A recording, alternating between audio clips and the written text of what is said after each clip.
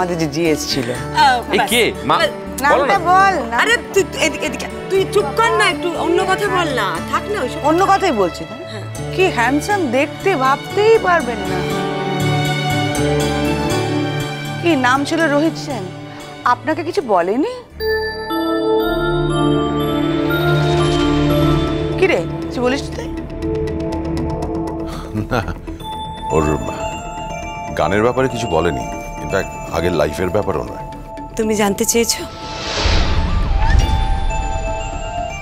আমাদের জিএস এত হ্যান্ডসাম, বাপরে বাপ, ভীষণ হ্যান্ডসাম ছিল। মানে মেয়েরা না ধূপ ধাপ প্রেমে পড়তো তার।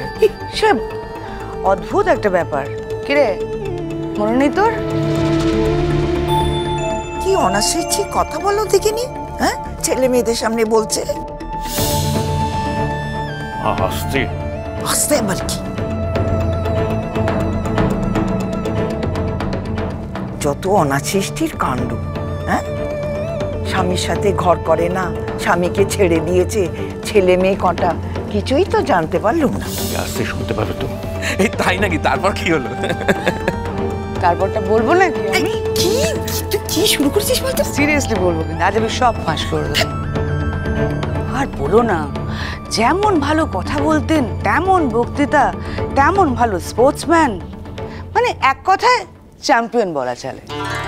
কলেজ সোশ্যাল থেকে একমাত্র তোমার মাকে গান গাওয়ার জন্য সিলেক্ট করা হলো। সিরিয়াসলি? কি গো মা, তুমি আগে বলনি তো? মা সিলেক্টেড হলো? অবাক হচ্ছে যে? তোমার মা সিলেক্টেড হতে পারে না? না, সেটা না, মানে মাকে কখনো বলেনি তো, তাই আর কি। আসল কথাটা তো এখনো বলিনি আমি।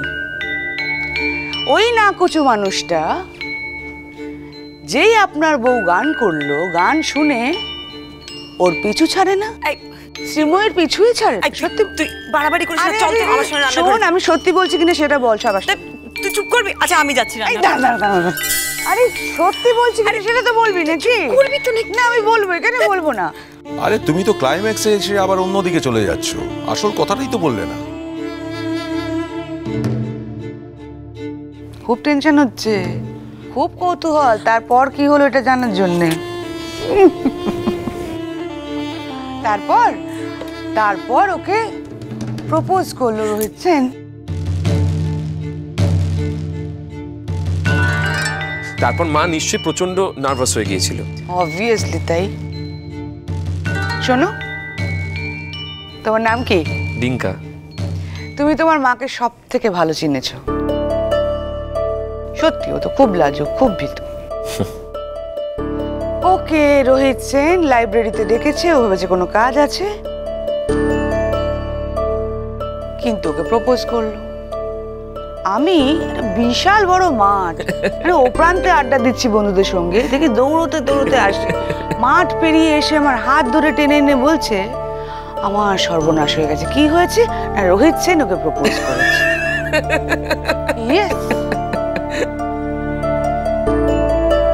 তোমার বন্ধু শেষ পর্যন্ত ইয়েসটা বলতে পারলো না কেন? ও লাজুক বলে, ও ভীতু বলে। সত্যি কথাই তো বলছি। এমন পাগলামো শুরু করলো, কলেজ ক্যাম্পাসে যদি দেখাও হয়ে যেত পুরো অ্যাবাউট টার্ন, উল্টো দিক, আমরা তো হেসে মরে যেতাম। তারপর এক রাজপুত্র এসে আমাদের সবার মাঝখান থেকে ওকে ছিনিয়ে নিয়ে ঘর বন্দি করে রেখে 25টা বছর কাটিয়ে দিল, তাই না?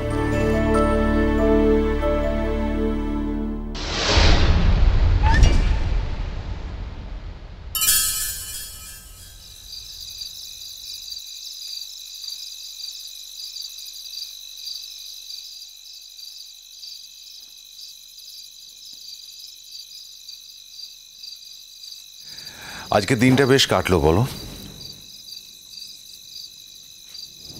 তোমার বন্ধু কিন্তু থেকে গেলে পারত। তুমি এত করে বললে। আসলে ওসব ব্যবস্থা করে আসেনি তো, আর ওর অন্য কাজও আছে বলল। মা তো কাল আসতে বলেছে, মা তো কাল বুনিদেরও আসতে বলেছে। কাল ছুটির দিন, জুনও আসবে, ভালোই হবে। ভালোই হবে।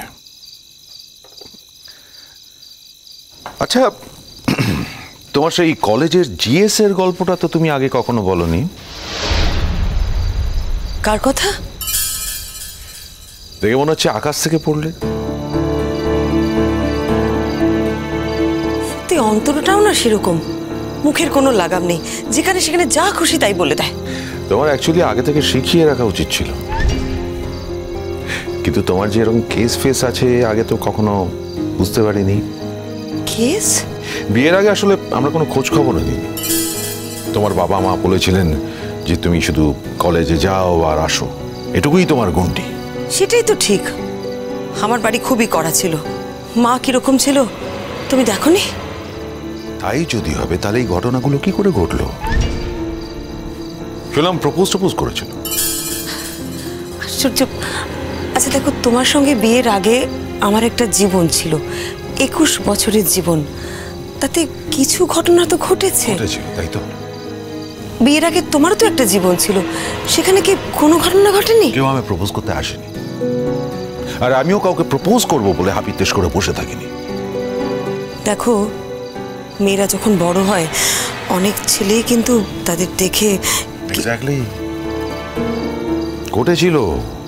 এই পুরো ব্যাপারটা তো আমার মনে হয় অনেক দূর গড়িয়েছিল। কেন তোমার এরকম মনে হচ্ছে বলো তো?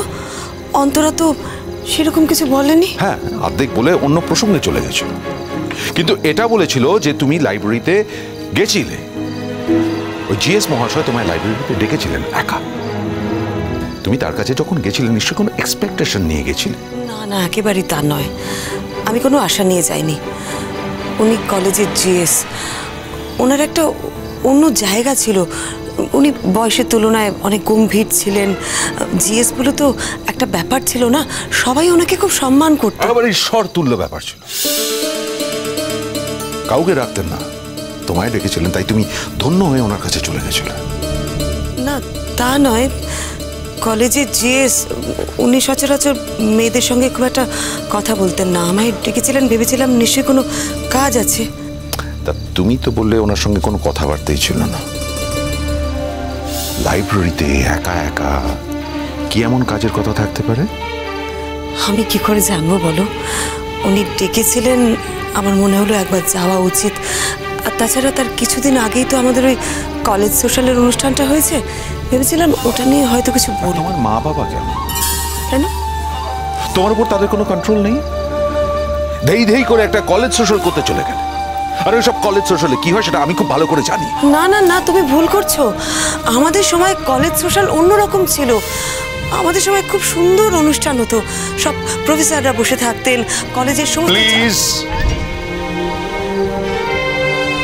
আমি তোমার থেকে এই কলেজ সোশ্যাল একটু বেশি দেখেছি। You know why? বিকজ তোমার থেকে আমার পড়াশোনাটা একটু বেশি। এনিওয়ে, তারপর কি হলো?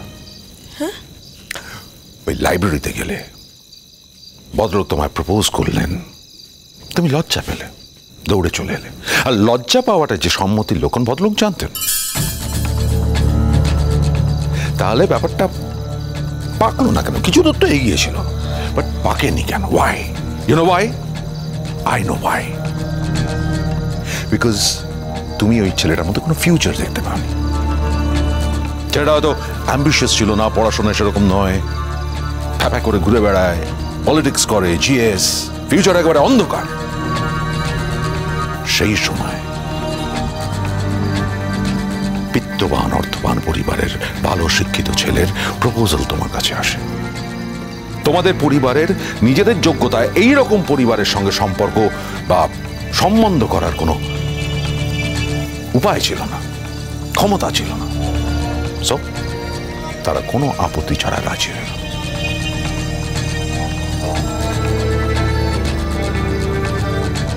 তাই তো, তাই তো। কি বলতে চাইছো বলো তো তুমি? কি বলতে চাইছি বুঝতে পারছো না? না, বুঝতে পারছি না।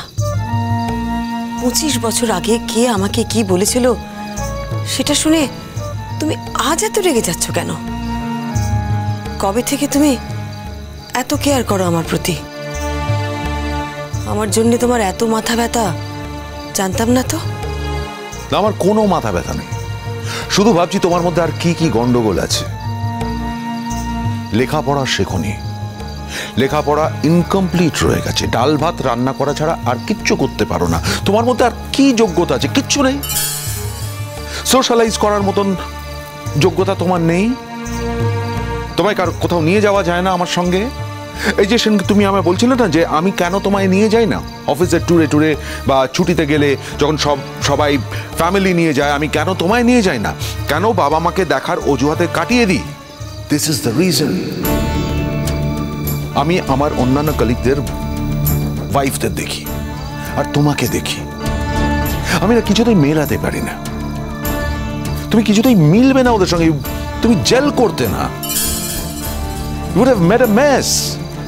আমার প্রেস্টিজ পাংচার হয়ে যেত ওখানে। সেই কারণে আমি তোমায় কোথাও নিয়ে যাই না। এই অবধি ঠিক ছিল, কিন্তু এখন দেখছি কেঁচো খুঁড়তে সাপ বেরোচ্ছে।